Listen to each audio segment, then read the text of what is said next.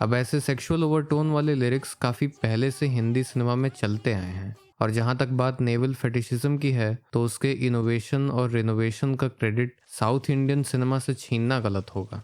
लेकिन हिंदी और south Indian फिल्मों में आपको वल्गैरिटी के अलावा भी कई और सेलेबल इंग्रेडिएंट्स दिख जाएंगे, but the same can not be said for Bhojpuri cinema. What do you mean? फटाफट खोल के दिखाओ। ऐसा क्यों है, इसको लेकर जो जनरल परसेप्शन चलता है वो तो ये है कि भोजपुरी में वल्गैरिटी इसलिए है क्योंकि ये लेबर क्लास का सिनेमा है और वो यही देखना पसंद करते हैं। लेकिन क्या रिक्शा के बजाय लैपटॉप चलाने वालों के स्क्रीन पर जब कोई वल्गर कंटेंट आता है तो वो आंख कान बंद कर लेते हैं? मैं आप ही को देख रहा था। क्या? इन आंखों से नहीं, उनकी आंखों से। Vulgarity has always been an element that's cheaper to make and easier to sell across language, region and class of the audience.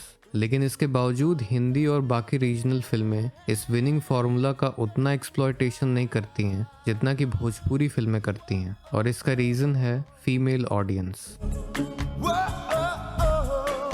Hindi और बाकी रीजनल फिल्में जब थिएटर में लगती हैं तो आपको अच्छी खासी फीमेल ऑडियंस थिएटर में दिख जाएगी, लेकिन भोजपुरी के केस में ऐसा नहीं है। It's all mail audience. अब ऐसा क्यों है, ये समझने से पहले हमें ये समझना पड़ेगा कि औरतों के थिएटर में जाने से फिल्म की वल्गैरिटी पर कैसे असर पड़ता है। Actually cinema halls like every other public place औरतों के लिए शुरू से अनवेलकमिंग रहे हैं,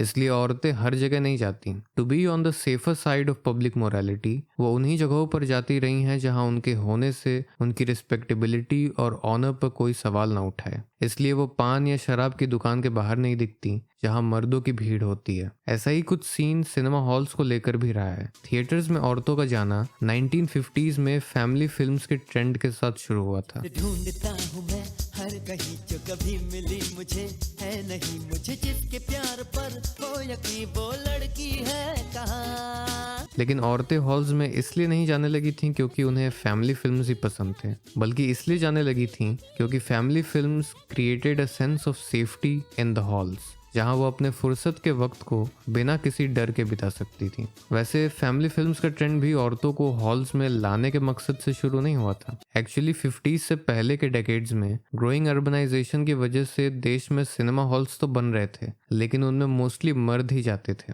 and in order to attract male attention film producers action stunt heroines का इस्तेमाल किया करते थे, which was a successful strategy for almost 2 decades। लेकिन 1950s में owing to government policies cinema halls की शॉर्टेज शुरू हुई, which allowed theatre owners to overpower production, और उन्होंने फैमिली फिल्म्स को प्रेफरेंस देना शुरू किया क्योंकि इससे उन्हें ज्यादा लंबे टाइम तक रेंटल मिलता था। ऐसा क्यों था और कैसे crash of wall street in 29, Indo China and Pakistan war और फिर बैंक नेशनलाइजेशन ने बॉलीवुड ट्रेंड्स को इम्पैक्ट किया, ये डिटेल में समझने के लिए आप चैनल पे इस वीडियो को देख सकते हैं। कमिंग बैक टू 1950s के फैमिली फिल्म्स, यहाँ 2 पॉइंट्स गौर करने जैसे हैं। पहला तो ये कि बड़े शहरों में ही औरतें घर से निकलकर थिएटर्स में जाती थीं, इसलिए ये फैमिली फिल्म्स भी बड़े शहरों के थिएटर्स में ही चलती थीं। बड़े शहरों से बाहर जाते ही थिएटर्स में ना फीमेल ऑडियंस दिखती थी और ना फैमिली फिल्म्स चलती थी। एंड सेकेंडली, जिन अर्बन थिएटर्स में फीमेल ऑडियंस जाती थी वो भी खुद को फीमेल फ्रेंडली बनाए रखने के लिए और भी एफर्ट डालने लगे। यानी 2 चीजें एक साथ हो रही थी। Family films in theatre was attracting female audience and female audience was attracting family film in theater। जहाँ तक बात भोजपुरी फिल्मों की है तो वो 60s से बनना शुरू हुई, और शुरुआती दौर में हिंदी की देखा देखी भोजपुरी में भी फैमिली फिल्म्स का ही ट्रेंड था। लेकिन भोजपुरी फिल्में खुद को ट्रेंडिंग नहीं बना पा रही थी क्योंकि भोजपुरी स्पीकिंग रीजन्स के अर्बन थिएटर्स में हिंदी फिल्मों का ही बोलबाला था। और रही बात नॉन अर्बन थिएटर्स की, तो जैसा कि हमने देखा फैमिली फिल्म्स बड़े शहरों के बाहर नहीं चलती थी क्योंकि वहाँ औरतें थिएटर्स में ना के बराबर थी। भाई साहब जरा पिक्चर देखने दो ना। हाँ?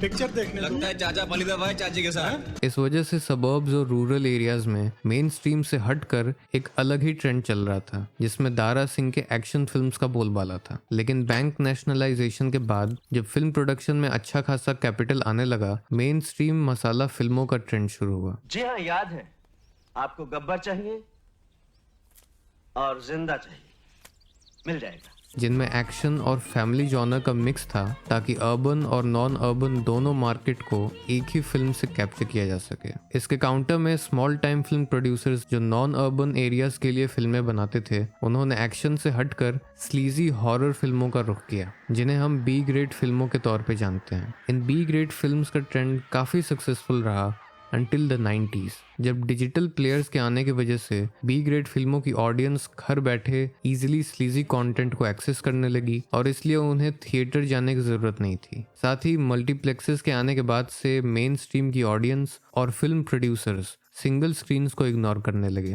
क्योंकि एक तरफ तो मल्टीप्लेक्सेस अपनी ऑडियंस को क्वालिटी सिनेमा एक्सपीरियंस दे रहे थे विद सेंस ऑफ सेफ्टी, वहीं दूसरी तरफ फिल्म प्रोड्यूसर्स को बॉक्स ऑफिस कलेक्शन में ट्रांसपेरेंसी दे रहे थे with higher return from smaller niche audience.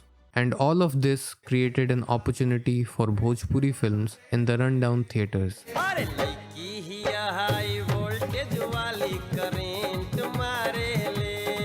लेकिन उन थिएटर्स को अक्वायर करके जहां पहले बी ग्रेड फिल्में चला करती थीं, Bhojpuri films lost out on female audience, क्योंकि भले ही अब उन खस्ताहाल थिएटर्स में बी ग्रेड फिल्में नहीं चलती थीं, but they still carried the same reputation, जिस वजह से वहां औरतें नहीं जा सकती थीं।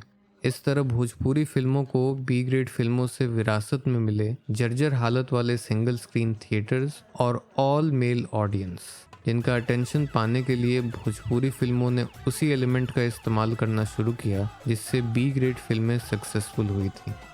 नाम सुने त दुनिया मौन, हम ही हैं भोजपुरिया डॉन।